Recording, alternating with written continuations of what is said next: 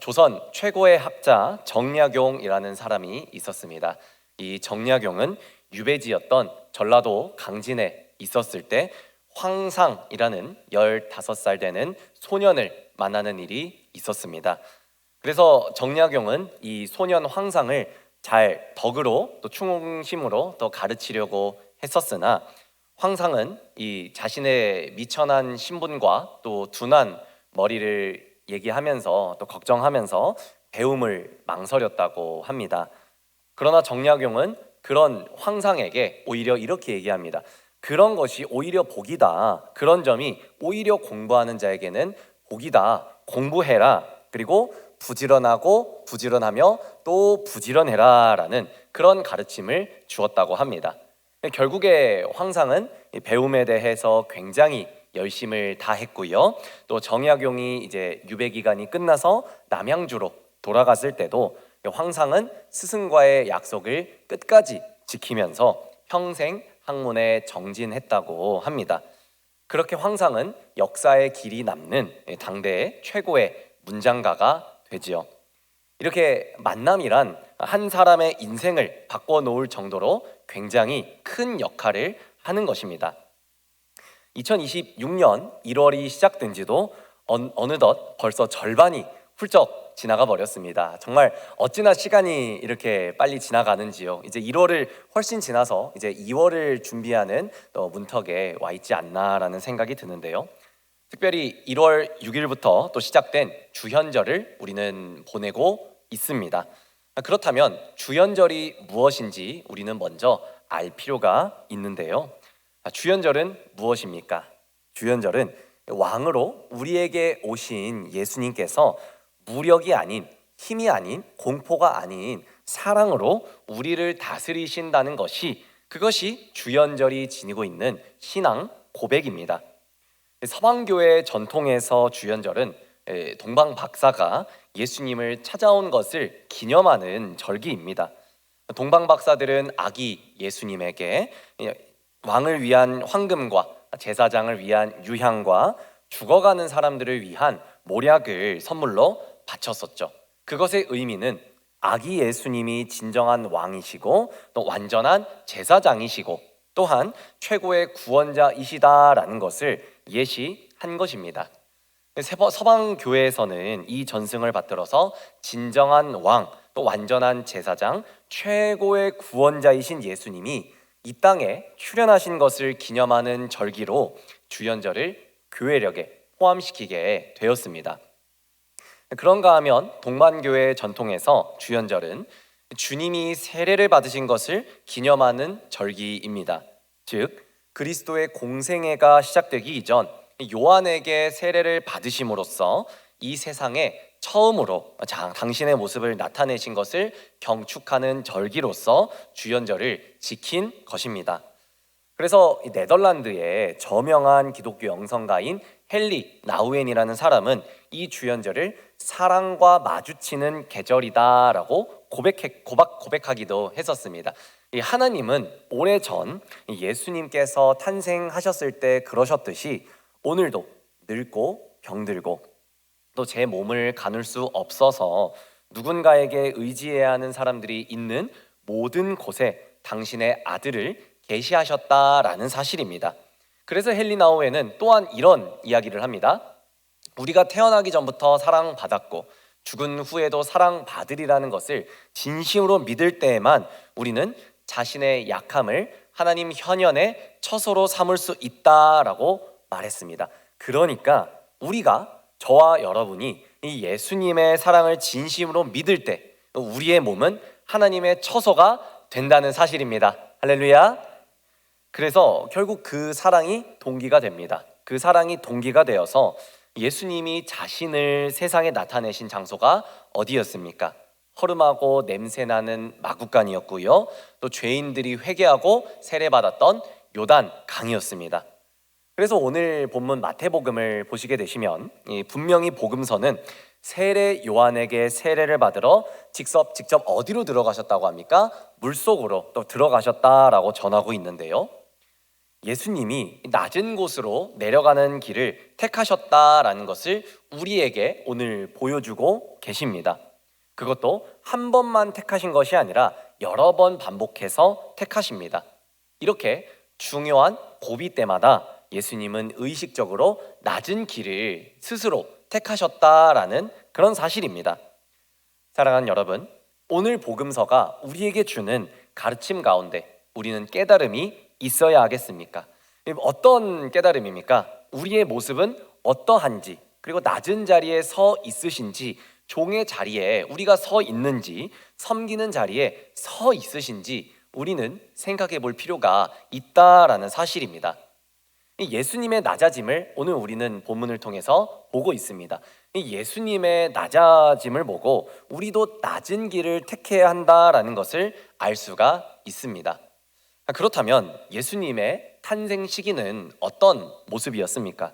예수님이 태어나실 때에 동방 박사들은 유대인의 왕으로 나신 예수님을 화려한 왕궁으로 찾아갔습니다. 그러나 아기 예수님은 화려한 왕궁에 계시지 않았죠. 어디에 있었습니까? 냄새나는 마구간 그 구유에 있었죠. 12살의 나이에 이미 성전에서 저명한 학자들과 대화를 나누셨던 예수님이셨지만 30이 되실 때까지 나사렛이라는 작은 촌동네에서 부모님을 모시고 조용히 사신 분이 바로 예수님이셨습니다. 그리고 당신은 이 죄가 없음에도 불구하고 죄인들이 세례를 받았던 요단강으로 가셔서 죄인들과 똑같이 세례를 받으셨다라는 사실입니다. 여러분, 이렇듯 예수님이 의식적으로 낮은 곳으로 찾아가시는 모습을 보면서 우리는 구약의 한 말씀을 떠오르게 됩니다. 이사야 42장 1절 말씀인데요, 한번 같이 읽어보겠습니다. 시작. 내가 붙드는 나의 종, 내 마음에 기뻐하는 자, 내가 택한 사람을 보라. 내가 나의 영을 그에게 주었은즉 그가 이방의 정의를 베풀리라. 아멘. 네, 아까 읽었던 이사야 42장은요 여호와의 종의 노래라고도 부르는데요, 이 노래는 2600여 년 전 이사야 선지자가 부른 노래입니다.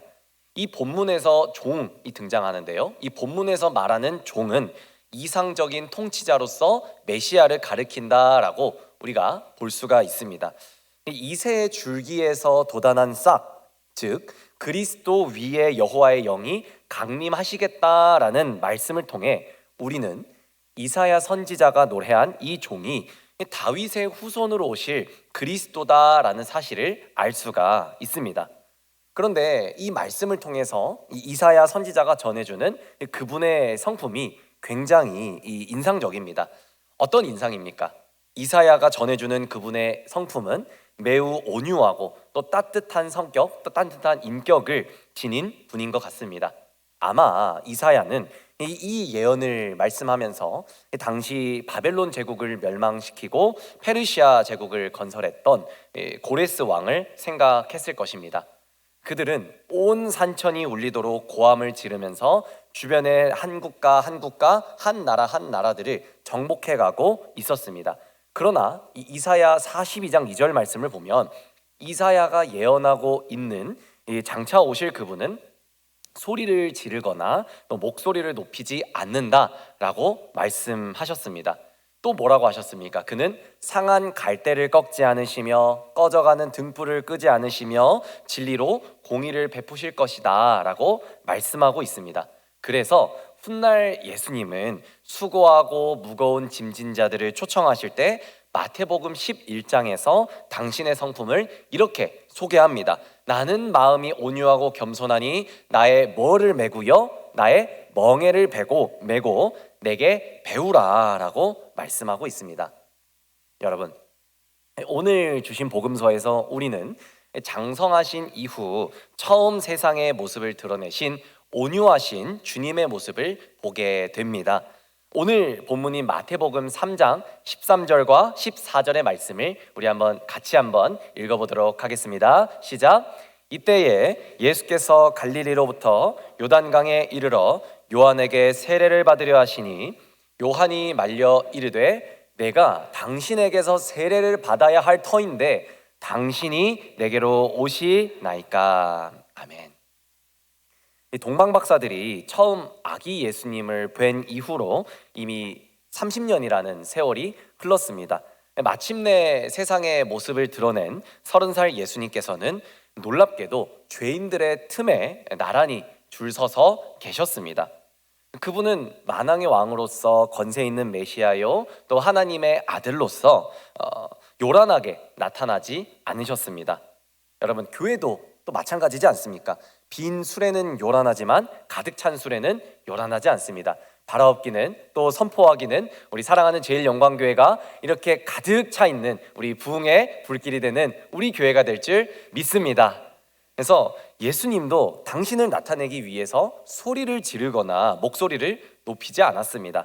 그렇습니다. 참으로 예수님을 만난 사람은요, 언제나 믿음의 사람은 요란하지 않는다라는 사실입니다.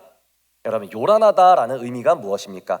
여기서 말하는 요란하다는 입에서 말하는 이 데시벨만을 이야기하는 것이 아니라 마음의 요동도 의미합니다.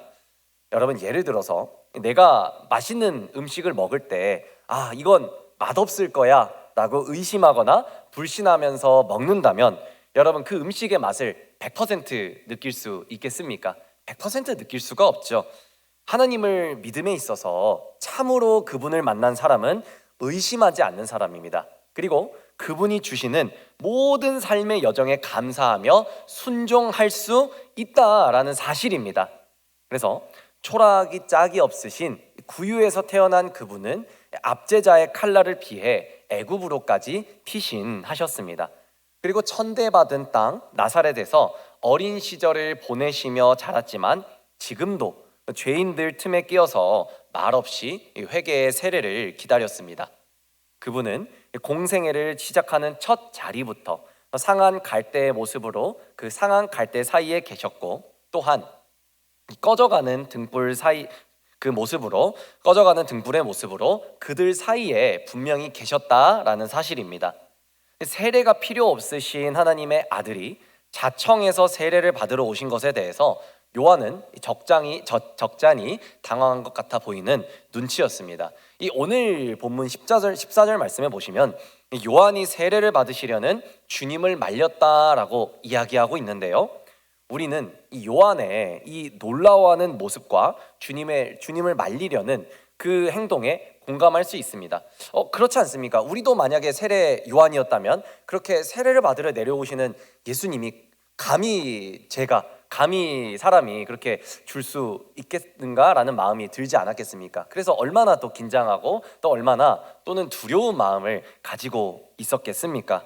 그래서 요한의 고백대로 예수님께서는 성령과 불로 세례를 주실 분이지 세례를 받으실 분이기 아니하시기 때문입니다. 그러나 세례를 받으시려는 주님의 뜻은 매우 단호하였습니다. 15절 말씀이 그 말씀인데요, 함께 읽겠습니다. 이제 허락하라. 우리가 이와 같이 하여 모든 의를 이루는 것이 합당하니라. 이 말씀을 직역하면 이렇습니다. 내게 세례를 허락하라. 내가 세례를 받음으로써 하나님의 의를 이루는 것이 합당하다라는 그런 말씀인데요, 예수님이 요한의 만류에도 불구하고 세례를 받으시려는 것은 이 세례가 하나님의 의와 연결되는 출발점이기 때문입니다. 그러니까 무슨 말씀입니까?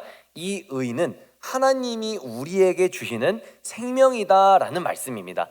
그리고 이 의는 하나님의 구원 계획에 우리가 순종하는 것입니다.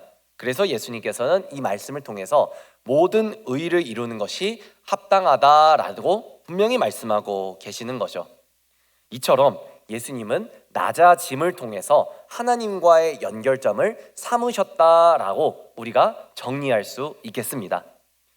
사랑하는 여러분, 주연절을 우리 보내고 있습니다. 주연절을 보내는 이 계절에 예수님은 하나님의 생명을 다른 사람에게 주는 것이 아닙니다. 다른 그 누구에게만 주는 것이 아니라 바로 우리에게, 나에게 주시기 위해서 죄인들 틈에 서서 먼저 세례를 받으셨다라는 사실입니다. 그리고 우리도 그렇습니다. 세례를 받음으로써 세례 받으신 주님의 전통을 이어받고요, 또 초대교회 사도들의 영성을 이어받아 살아갑니다.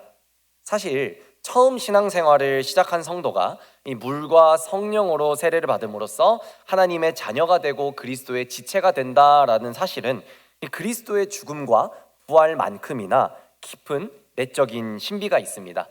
예전에 나는 종이었습니다. 나는 죽을 수밖에 없는 존재였고요. 죽음이 나의 결과이자 죽음이 나의 운명이었습니다. 세상과 내가 하나였죠. 그래서 내가 하고 싶은 대로 하면서 살고 있었습니다. 그러나 세례를 받은 다음엔 어떻습니까? 이제는 그 신분이 달라졌지 않습니까? 물로 죄 씻음의 세례를 받고 우리가 그리스도의 생명을 이어받았다라는 사실입니다. 이렇게 세례는 우리를 죽음에서 생명으로 건너가게 한다라는 사실입니다. 할렐루야. 즉 신자는 세례를 통해 그리스도와 함께 죽고 그리스도와 함께 살아가기에 하나님의 자녀가 되어서 하나님을 만나는 세례는 굉장히 중요하다라는 것입니다. 현대 다수의 교회에서는 이 머리에 물을 뿌려서 약식 세례를 주고 있습니다만 세례의 본래 모습은 수세자가 머리 끝까지 완전히 잠겼다가 나오는 그것이 이 세례의 원형의 모습이었습니다. 물에 잠기는 것은 죄에서 죽음과 묻힘을 상징하고요, 물에서 나오는 것은 다시 사는 부활을 상징합니다. 즉 세례는 주님을 영접한 신자가 그리스도께서 죽으셨듯이 나도 죽고 그리스도께서 묻히셨듯이 나도 묻혔다가 그리스도께서 부활하신 것처럼 나도 다시 거듭난 새 생명을 얻어서 죄와 죽음을 넘어선 삶을 살게 되는 신비에 참여하는 예식입니다. 뿐만 아니라 세례는 우리를 속박에서 자유로 건너가게 합니다. 우리가 세례를 받음으로써 영원한 형벌인 죽음을 떨쳐내고 우리는 더 이상 죄의 법 아래 있지 않고 은혜 아래 있게 된다라는 사실입니다. 과거에 우리는 어떻게 살았습니까? 세례 받기 전, 그리고 예수님께서 정말 우리를 불러주시기 전에 과거에 우리는 죄의 노예로 살았습니다. 그리고 과거 우리는 죽음의 노예로 살았습니다. 이 결과는 사망과 죽음밖에 없었다라는 사실입니다. 죄와 죽음에 어둡게 갇혀버린 절망스러운 존재로 우리가 살았다라는 사실입니다. 여러분, 노예의 삶은 어떻습니까? 노예에게는 사랑이라든지 은혜의 개념, 이것이 이 자체가 없습니다. 노예에게는 그저 주인의 명령에 복종해야 하는 길들여진 속박이 있을 뿐입니다. 그래서 우리도 마찬가지였습니다. 우리는 죄의 요구에 복종해 왔고 이 죽음의 그늘을 체념으로 받아들여 살았다라는 사실입니다.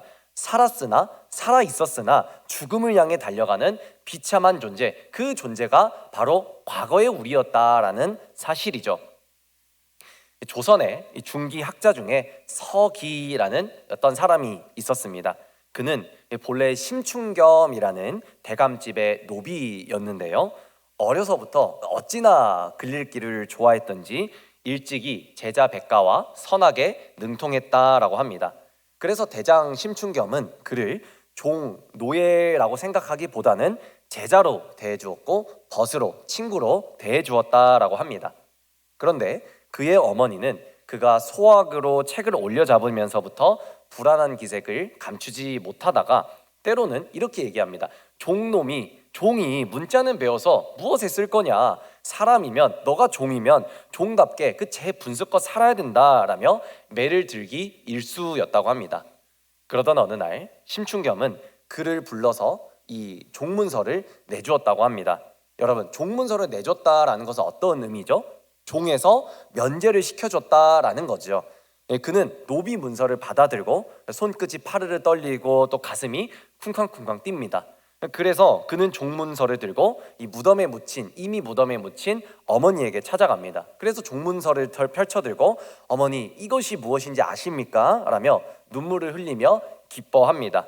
그리고 하늘을 올려다 보는데 그 하늘은 늘 매일매일 열심히 일을 하면서 보던 하늘이었지만 여러분, 이 종의 신분을 벗어나 자유인이 된 그 하늘은 어떤 하늘이었겠습니까?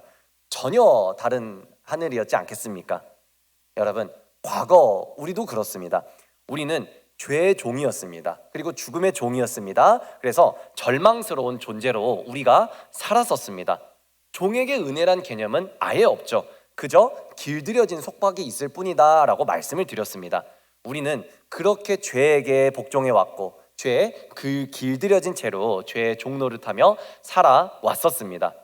그러나 주님은 어떻습니까? 주님께서 세례를 통하여 우리를 은혜의 빛 가운데로 세워주셨다라는 사실입니다. 그래서 여러분, 우리는 분명히 선포할 수 있습니다. 세례를 받은 우리는 예수님을 만난 사람들입니다. 할렐루야. 그렇습니다. 그렇다면 그 만남의 축복을 받은 자답게 살아가는 인생이, 우리의 인생이 돼야 되지 않겠습니까?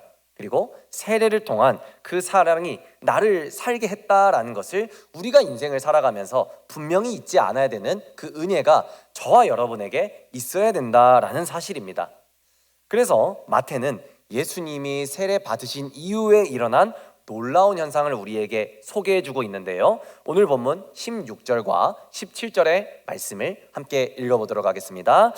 예수께서 세례를 받으시고 곧 물에서 올라오실 때 하늘이 열리고 성령이 자기 위에 임하심을 보시더니 하늘로부터 소리가 있어 말씀하시되 이르기를 이는 내 사랑하는 아들이요 내 기뻐하는 자라. 아멘. 이 17절 하반절 말씀에 보시면요, 뭐라고 합니까? 이는 내 사랑하는 아들이요 또 뭐요? 내 기뻐하는 자라, 이렇게 말씀하고 있지 않습니까? 이 말씀은 이사야 선지자가 구약 이사야 42장 1절에서 예언했었던 내가 붙드는 나의 종, 내 마음에 기뻐하는 자, 곧 내가 택한 사람을 보라, 또 내가 나의 영을 그에게 주었은즉 그가 이방의 정의를 베풀리라 라는 그 이사야 선지자의 예언이 하나님의 아들 예수님이 죄인들 틈에 끼어서 그들과 함께 세례를 받으셨을 때 마침내 하늘이 열리고 오래전 약속이 이루어졌다라는 겁니다. 예수님은 이렇게 중요한 고비 때마다 의식적으로 낮은 길을 찾으셨다라는 사실입니다.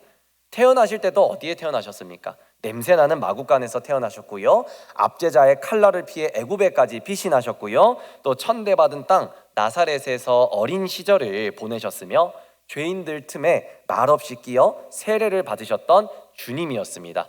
그 주님은 또 이렇듯 두루 다니시며 선한 일을 행하시고 마귀에게 눌린 모든 사람을 고쳐주셨다라는 사실입니다. 죄인처럼 세례를 받으심으로 하늘을 여시고 또 하늘의 생명을 우리에게 선물로 주신 분이 바로 저와 여러분의 주님이십니다. 그리고 그 주님을 날마다 우리 주님으로 모시고 만나면서 살아가시는 저와 여러분의 인생이 되어야 될 줄로 믿습니다.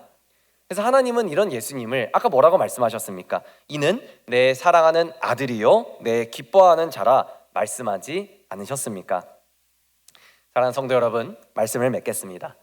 2026년 시작하였습니다. 2026년을 시작하면서 또 주연절을 보내면서 여러분이 소망하시고 소원하시는 것이 무엇입니까? 여러분들께서 이제 각자 적어주신 신년 기도 제목을 가지고 이제 기도를 하면서요, 정말 각자 가지고 있는 상황과 또 여건과 또 그런 기도 제목이 정말 다 다르구나. 그러나 정말 동일한 것은 모두가 정말로 거룩해지기를 원하고 정말 모두가 늘 하나님이 우리 마음에, 여러분의 마음에, 모두 정말 나의 가족의 마음에 함께 있기를 원하는구나, 이런 공통의 기도 제목을 보면서 2026년 이 주연절을 시작하는 이때에 정말 여러분들 여러 가지 기도 제목이 있으시겠지만 제일 중요한 것은 가장 먼저 나의 뜻 그리고 나의 생각을 내려놓고 오직 주님을 만나기 위해 소망하는 저와 여러분이 되시기를 주님의 이름으로 축원드립니다.